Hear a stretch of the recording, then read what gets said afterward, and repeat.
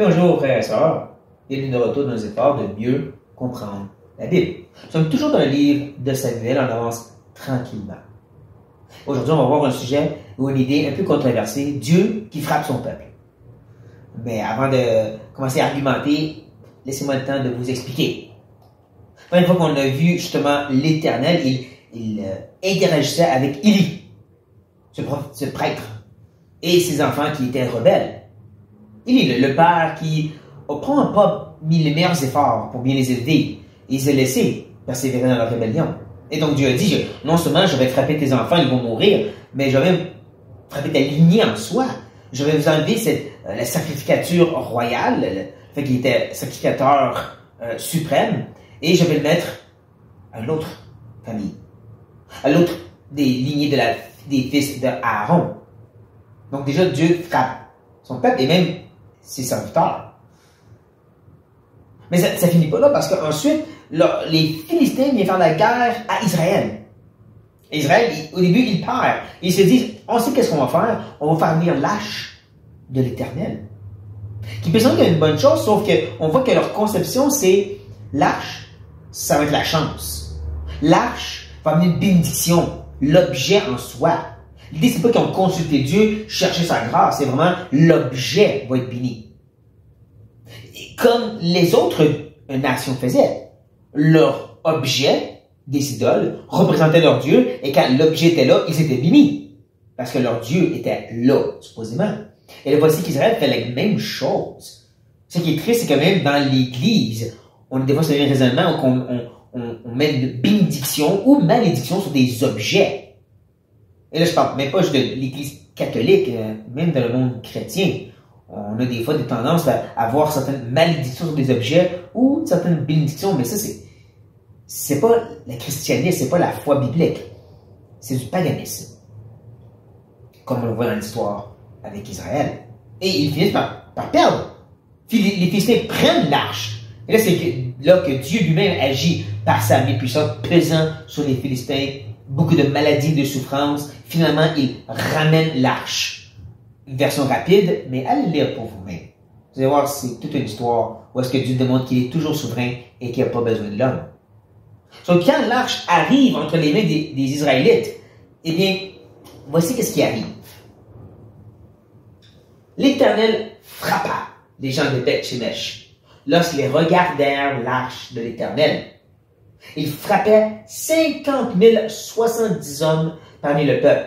Et le peuple fut dans la désolation parce que l'Éternel l'avait frappé d'une grande plaie. C'est parti en parenthèse, c'est parce que certains manuscrits ont 5 000 et certains autres vont juste dire 70. Mais ça sera une discussion pour une autre vidéo. Pour tout, nous, on se concentre sur l'idée que Dieu frappa son peuple. Et la raison, parce qu'ils ont regardé à l'intérieur de l'arche. Ils ont joué avec ce qui était à Dieu. Encore, c'est pas l'idée que l'objet était maudit ou béni. C'est qu'ils n'ont pas démontré de l'honneur à Dieu. Cette arche lui appartient. Ce qui est à l'intérieur lui appartient. Et Dieu a vraiment rendu ça clair. Parce que ça me représente, il y a une certaine sainteté, vous ne devez pas y toucher, vous approcher, sauf pour certains, parce que ça représente la sainteté. Et donc, par leurs actions, ils disaient, pour nous, Dieu n'est pas aussi saint que ça. C'est pour ça que Dieu a frappé. Parce que Dieu va être respecté. Un bel exemple du Nouveau Testament se trouve justement à l'église des Corinthiens et le repas du Seigneur. On sait très bien que le pain et le vin, ou la coupe et le pain, c'est pas littéralement en soi béni ou maudit par Dieu, ces objets-là. Même si encore certaines traditions chrétiennes semblent mettre une puissance spéciale aux objets. Il n'y en a pas. Pourtant, les Corinthiens vont se faire dire par Paul que vous êtes malades et certains sont morts parce qu'ils n'ont pas pris au sérieux qu'est-ce que ça représente, le sang et le corps de Christ. C'est pas les objets qui étaient maudits. Parce qu'ils avaient pris une coupe avec du jus ou du vin qui représente Jésus. Pas parce que vous avez pris la coupe ou le pain, vous avez été maudits. Parce que vous avez oublié qu'est-ce que ça représente. C'est ce manque d'honneur envers le sacrifice de Christ, pas les objets. Et c'est la même chose qui se passe ici. Parce qu'encore, Dieu est saint. Le peuple le reconnaît. Ils vont dire justement, les gens de Beth-Shemesh dire, qui peut subsister en présence de l'Éternel? Ils comprennent, eux autres, de ce Dieu saint. et vers qui l'arche doit-elle monter? En se souvenant de nous. Encore, à la fin, on voit qu'ils sont toujours pris dans ce piège du paganisme. C'est l'arche qu'on doit faire attention. Mais au moins, dans leur première question, ils réalisent c'est que ça représentait la sainteté de Dieu et comment on ne peut pas justement le prendre comme on veut, ce Dieu-là.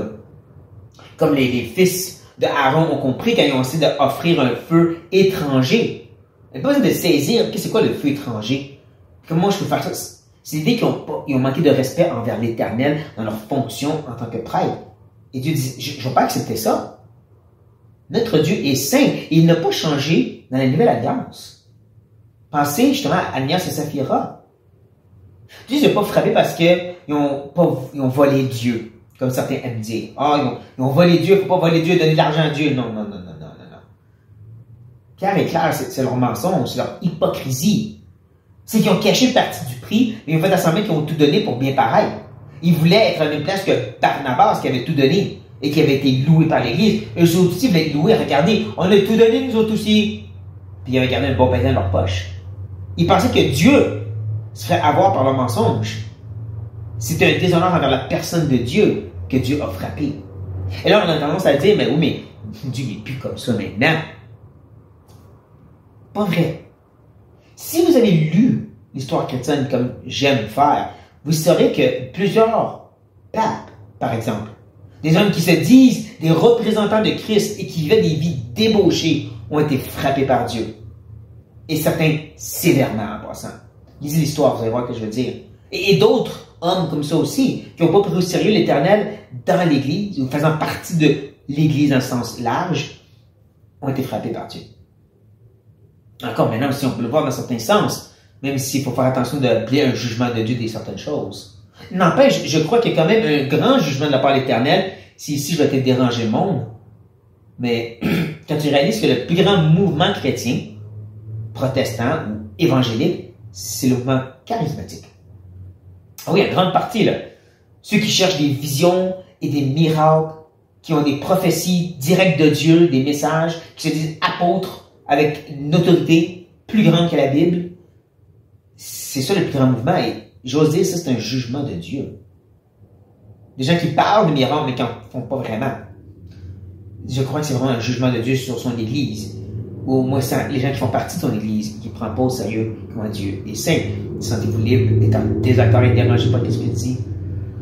Mais de ne pas réaliser à quel point notre Dieu est encore saint et va être honoré, et qu'on ne peut pas se moquer de Dieu, que sa main va quand même peser sur nous si on ne prend pas au sérieux, ben c'est pas de prendre au sérieux justement tout ce qui est venu avant. Ne dites pas c'est à ce temps-là. Ne dites pas ça c'est à l'Église primitive. Dieu n'a pas changé. Ayons cette crainte de l'Éternel comme l'Épître aux Hébreux dit. Ayons cette crainte de l'Éternel en approchant de cette montagne qui est en feu, en réalisant qui est ce Dieu, même dans cette nouvelle alliance.